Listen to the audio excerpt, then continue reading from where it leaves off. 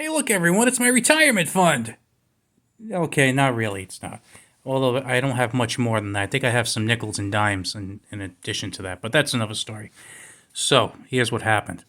Yesterday, I was bidding in an auction, and there were some copper bars. And but usually I don't have any copper bars, but these were 1 pound copper bars, and they were selling for $5 for 1 pound of copper.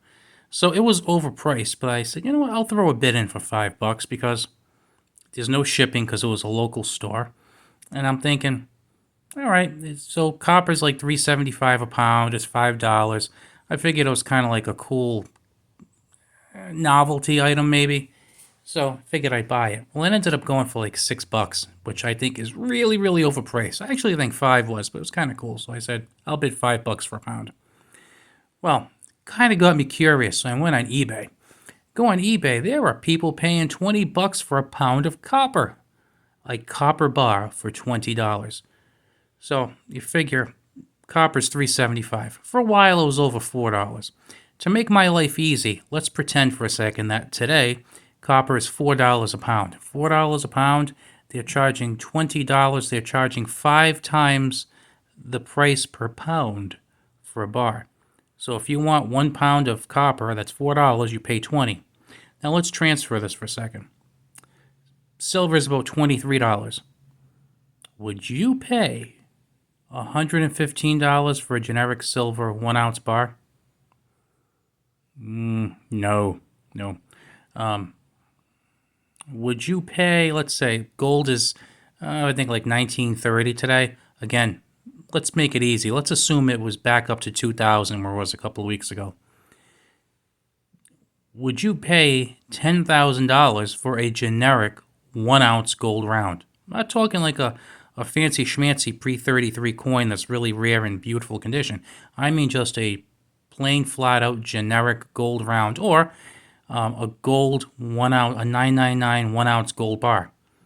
Now, if gold is $2,000 an ounce, you could probably get something like that for like 2,075 to 2,100.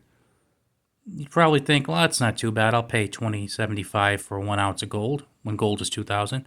But would you pay 10,000? Again, a generic 1 ounce gold bar. Of course you wouldn't. I don't know anyone that foolish who would pay that. Right now, you want to get a 10th ounce gold eagle. It's worth probably about 195 in melt value. And let's say the premiums are like 240 maybe. I've been seeing them, which I think is a crazy premium, $45 for a 10th ounce of gold. But imagine if people were charging you 5 times melt for them, and they were saying, "Give me $975 for that 10th ounce gold eagle, just a regular old gold eagle." Well, I can't think of any 1/10 ounce gold eagles that you would actually get that kind of money for, but you know what I mean. Just picture very plentiful, run-of-the-mill 1/10 ounce gold eagle for $975. You'd say they were crazy.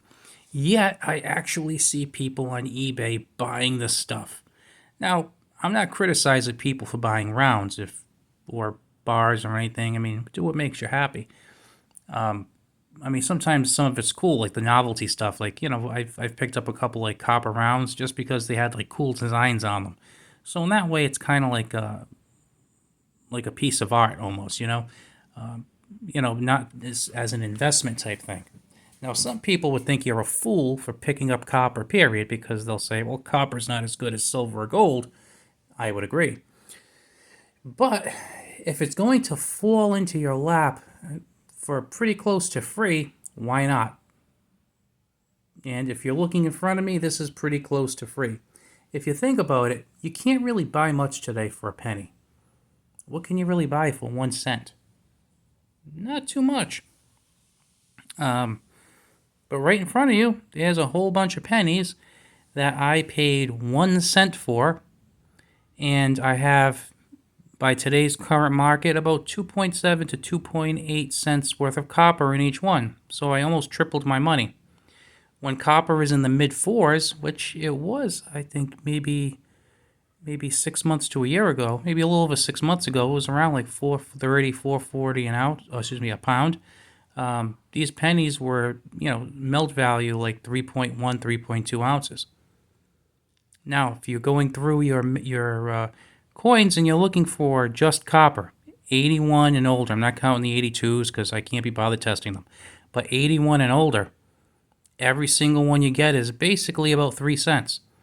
If you find Canadians that are full copper, well, they're worth a teeny bit more because there's a little more copper in them, for the most part.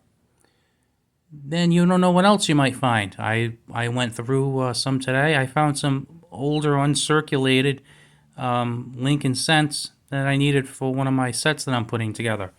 That was awesome. I don't see too many. You actually do see them semi-frequently, the older uncirculated ones.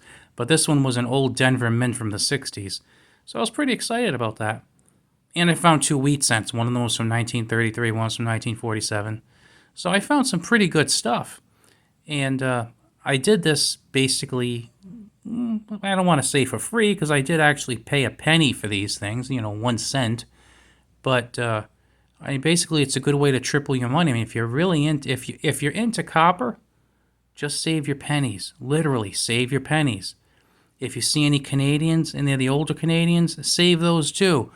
Put some sets together. You could probably pick up a Whitman album for like $4, or maybe you can get a used Whitman album for $1 or $2. I've seen them. My coin shop actually has them for free. When he'll pull out the coins to sell them, and instead of throwing the books away, because he goes through a lot of them, he just kind of puts them there for customers, and if they need one, they get one.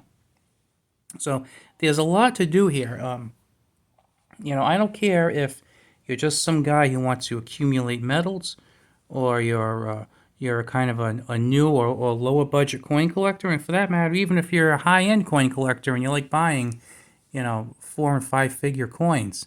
This is where you probably started. You probably didn't start to buying, Carson City Morgans and MS-66. You probably started going through your change or your mom's change or your dad's change. Get back to it. It builds character. It's fun. And if you're really into copper, they sell sorting machines. Personally, I'm not into it that much that I would drop. I think they're like $200 to $300 a piece. That I would drop $200 to $300 on a sorting machine, and then go through that many.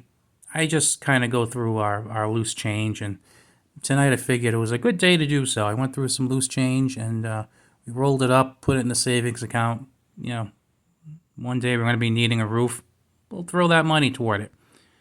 It really helps for those kinds of things, and then you pick up some cool stuff while you're at it. So again, if you like copper, I don't blame you. You want to save copper, I don't blame you. You want to buy bars because they look cool, copper bars and copper rounds? I don't blame you. Sometimes they look really cool. But if you just want to accumulate as much copper as possible, why should you pay 5 times the value for it when you can get this stuff for just about 1/3 of the value? Doesn't make any sense. And plus, this stuff is measured out. It's recognizable. It's got some nifty artwork on it too. Victor David Brenner, quite the artist. Really check out those designs on some uncirculated ones. Good stuff going on there. Anyway, guys, I hope you found some value in this. If you are not subscribed, please subscribe. I really like having subscribers. I also like the thumbs up too, because I shut the comments off. So showing a thumbs up kind of shows me that you kind of like what I'm doing here. And if you subscribe, it kind of shows me you like what you're doing here. So I'd appreciate it. Have a good one, guys.